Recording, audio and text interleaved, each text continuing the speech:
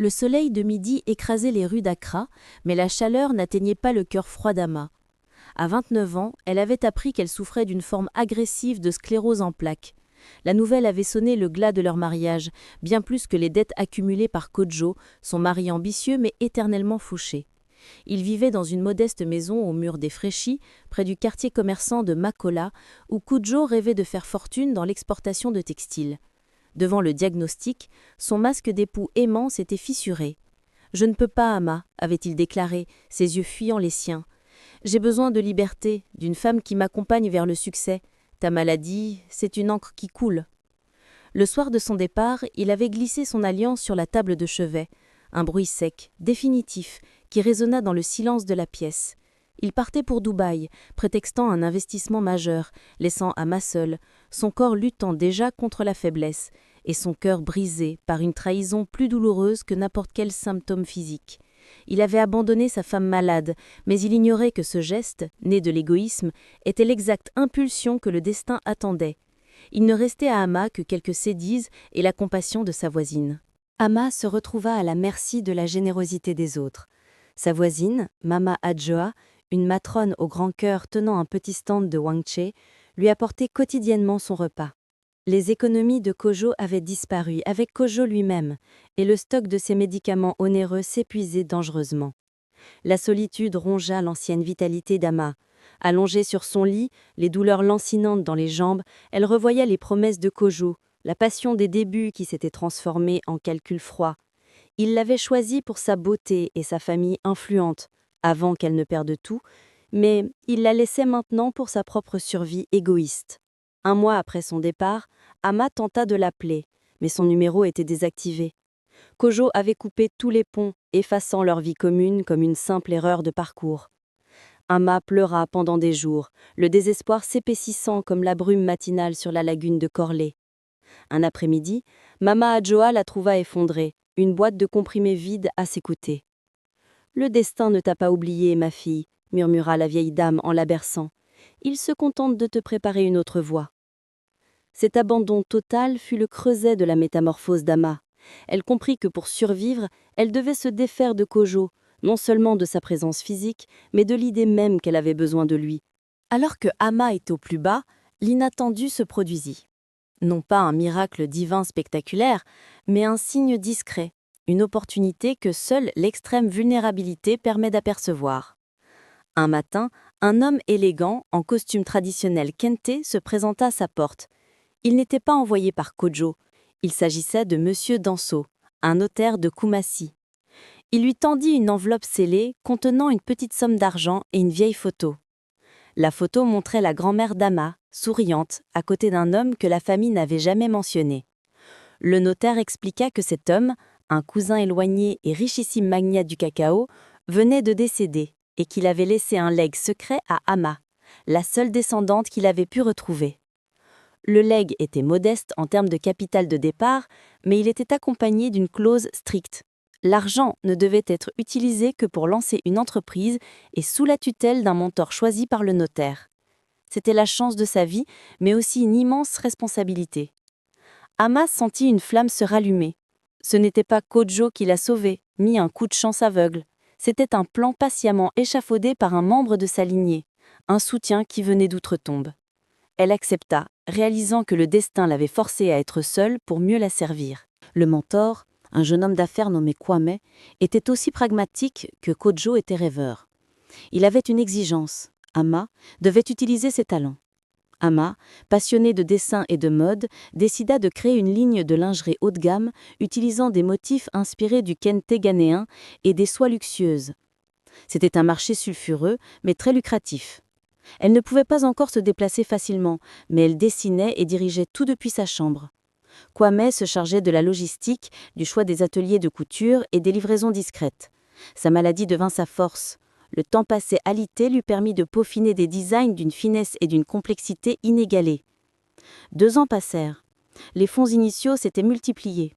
Son label, Ashanti Secrète, était devenu une marque exclusive, prisée par l'élite d'Accra et les acheteurs internationaux. Grâce à un traitement plus efficace et à la force de son nouvel objectif, sa santé s'était stabilisée. Ama n'était plus la femme fragile abandonnée. Elle était une impératrice, toujours assise, mais régnant sur un petit empire de la séduction et du luxe.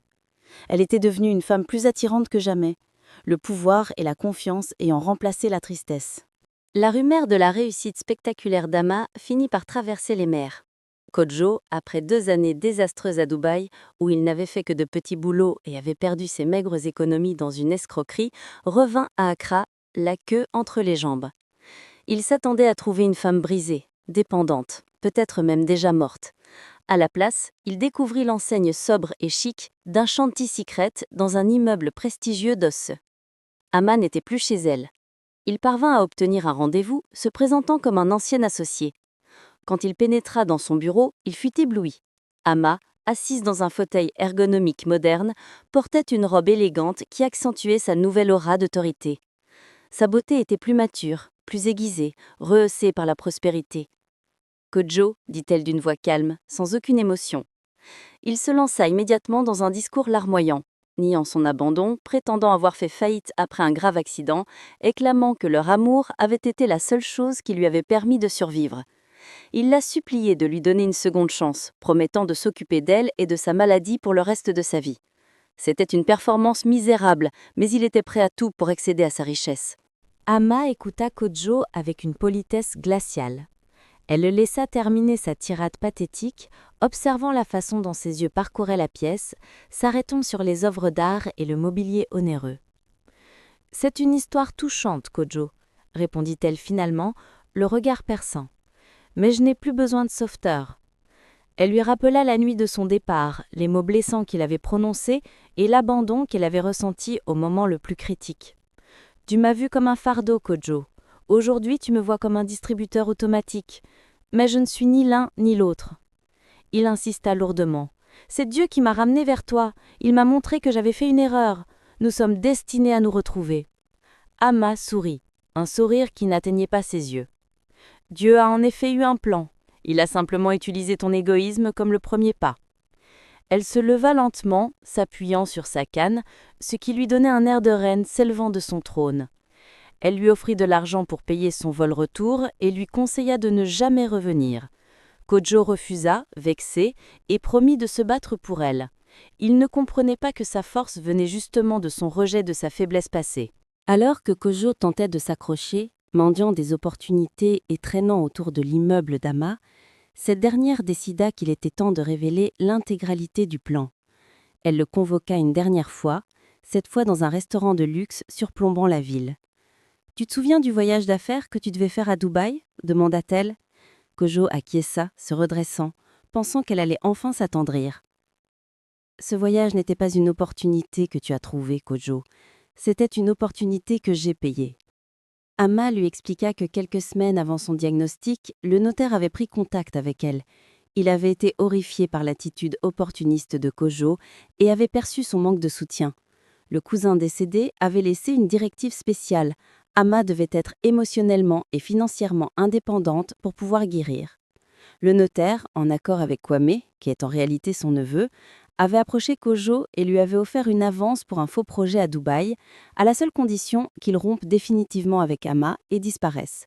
Kodjo, aveuglé par la cupidité et fatigué de la maladie de sa femme, avait accepté l'argent et la clause de non-retour. L'abandon, bien que sincère de sa part, avait été acheté et orchestré. Kodjo devint livide, comprenant l'ampleur de la manipulation. Son choix égoïste n'avait été qu'un rôle de pion dans le plan du destin d'Ama. « Tu m'as utilisé !» s'écria-t-il, oubliant qu'il avait joyeusement pris l'argent pour la laisser dans la misère, ou ce qu'il croyait être la misère. « J'ai eu ma part, » répondit Ama, imperturbable. « Tu as abandonné une femme malade pour de l'argent facile. J'ai utilisé ton abandon pour bâtir une vie meilleure.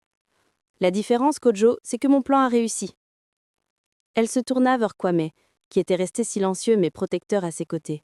« Tu as aussi une dette envers cet homme, » ajouta-t-elle. « Il a joué le jeu pour s'assurer que je sois seule, en paix, pour me concentrer sur ma guérison et mon entreprise. » La sulfureuse surprise s'achève par un dernier coup de grâce.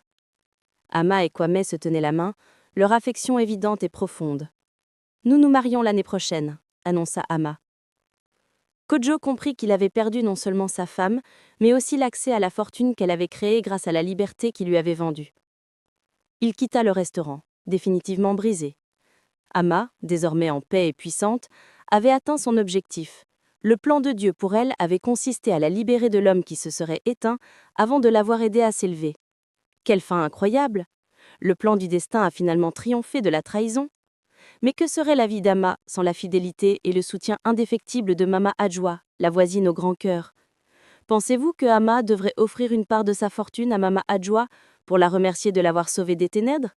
Laissez un commentaire avec «oui» si Amma doit la remercier financièrement ou «non» si l'amitié suffit. Abonnez-vous pour savoir ce que le destin réserve à Kojo.